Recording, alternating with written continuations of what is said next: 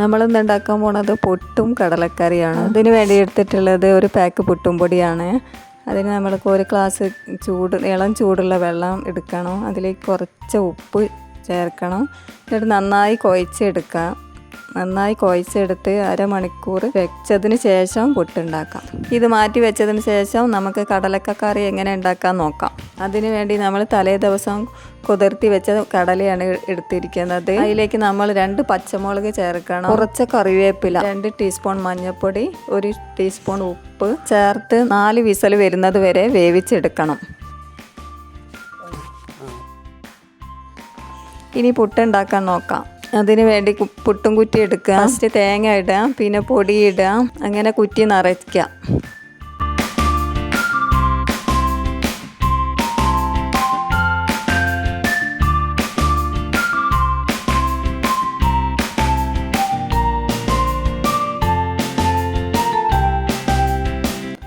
പുട്ടും തൂക്കിലും കുറച്ച് വെള്ളം വെക്കാം. വെള്ളം തിളച്ച് വരുമ്പോൾ കുറ്റി അതിൻ്റെ മുകളിൽ വെച്ച് കൊടുക്കാം. പുട്ട് റെഡി ആകുമ്പോഴത്തേക്ക് നമുക്ക് കടലക്കറീൻ്റെത് നോക്കാം.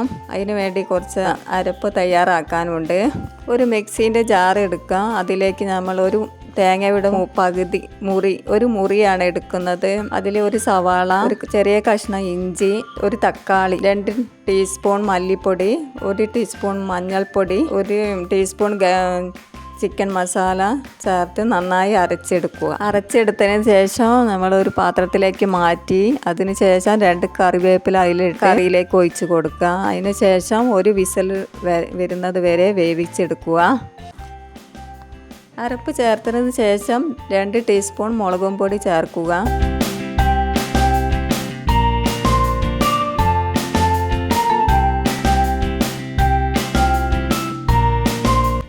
പുട്ട് റെഡി ആയിട്ടുണ്ട്. പുട്ട് നമുക്ക് എടുത്ത് മാറ്റി വെക്കാം.